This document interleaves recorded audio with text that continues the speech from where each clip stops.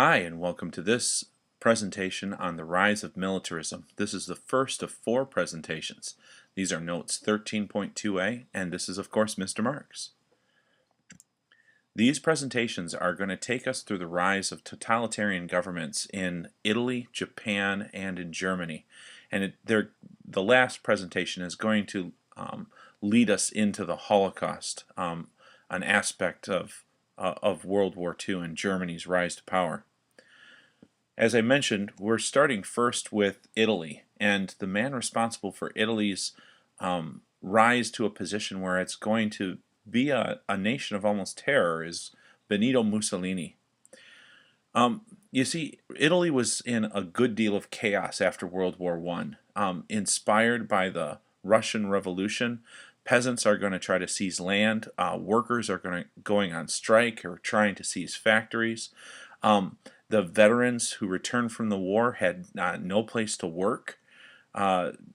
Trade had declined. Taxes had risen. The government was split into a variety of warring parties. Nothing was holding together the way that it needed to. And it's in this situation that Benito Mussolini is able to find a place. He's able to take advantage of all of this chaos. In his youth, he had been a socialist and had followed socialist ideals, but he has since, however, during the war, really felt the Italian spirit, and he was often reminded people the fact that Italy had been the heart of the Roman Empire, and that Italy was capable of that level of greatness again. He was a very fiery speaker, capable of inspiring people all around him. He promised to end all the government corruption and squabbling and to replace all of the turmoil that was happening in the factories and in the farms with discipline and order.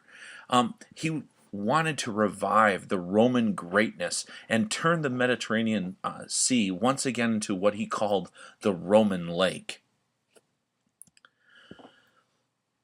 He's going to start first in 1919, so relatively soon after the First World War. And he's going to organize veterans and other discontented Italians into what's called the Fascist Party. The Fascist Party is completely based off of this symbol right here. This is a fascist. It is an axe which has been reinforced by a bundle of sticks in order to give it kind of that heavier weapon-like quality.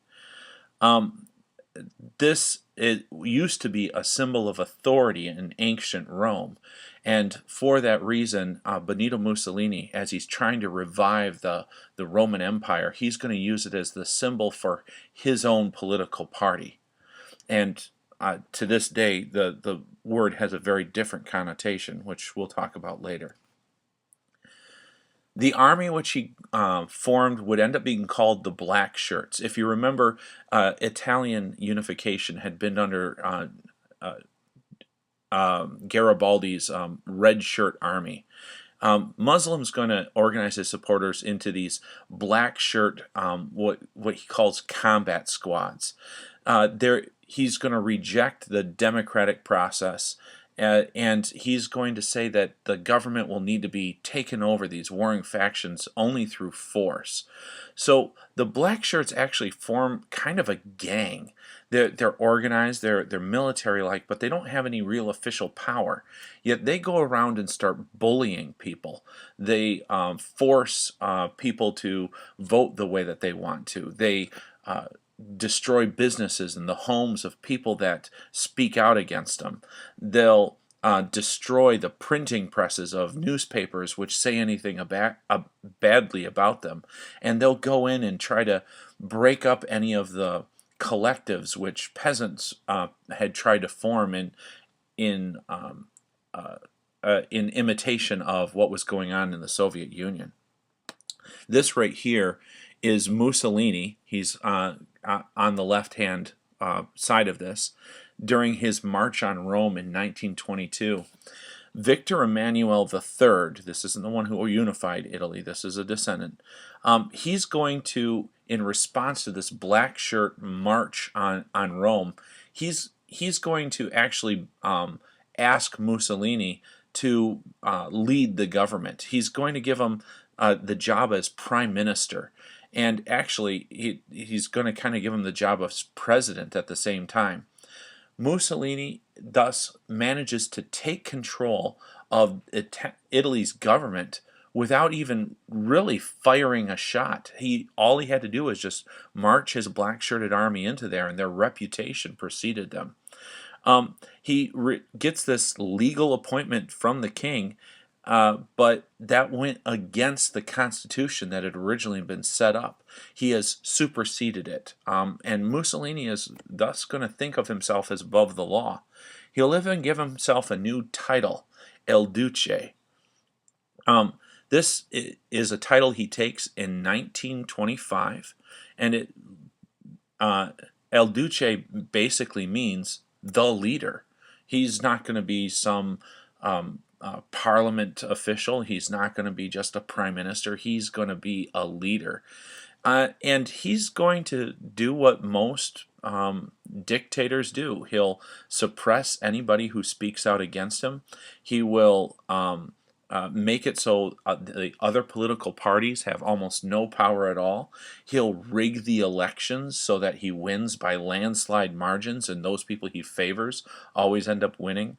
And he'll replace elected officials with other fascists.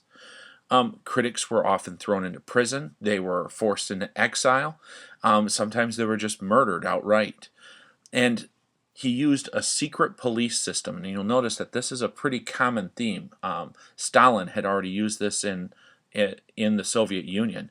He's going to use this secret police to make it so he'll find out about anybody who's even speaking out against him. And he'll also very much use propaganda in order to bolster his regime.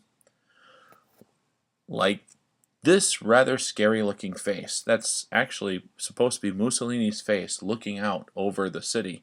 And behind them on this slogan here is the word "sì," which just means yes in Italian.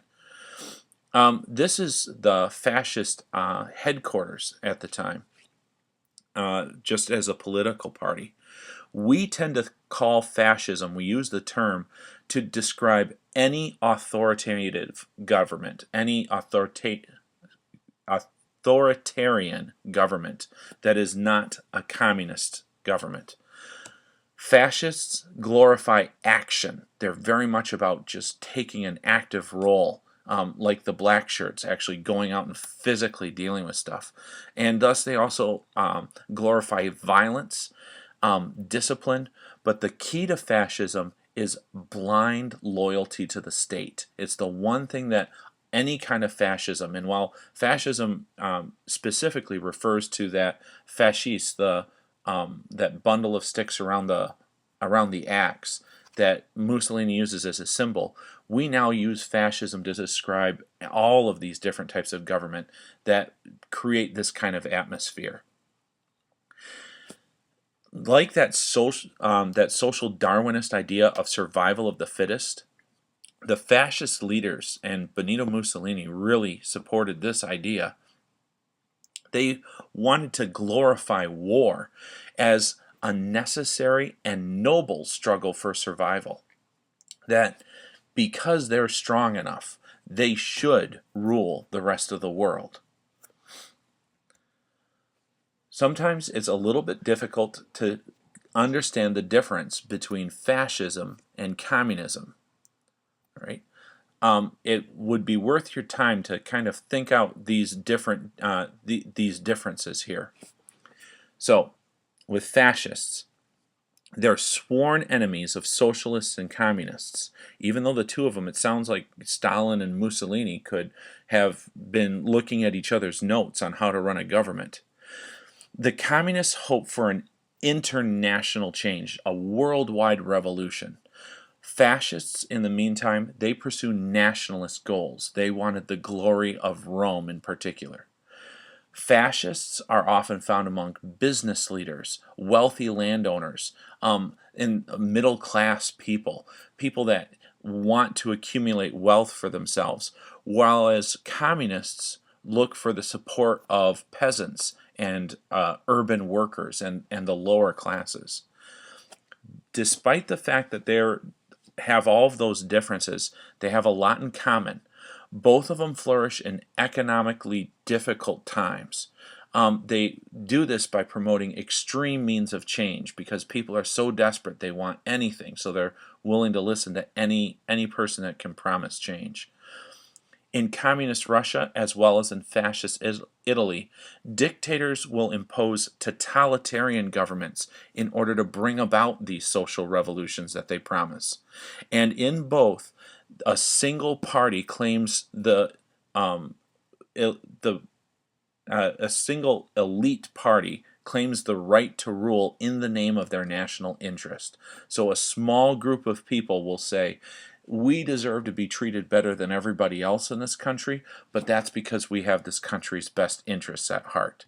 So they are very different as far as overall philosophies, as how they look on paper, but how they worked in actuality was rather similar. I mentioned the word totalitarian.